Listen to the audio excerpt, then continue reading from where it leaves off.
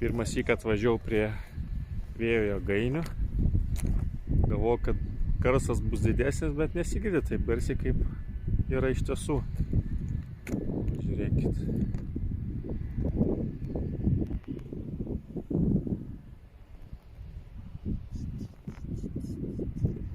Nu, gal video netaip matosi, bet yra labai didelis.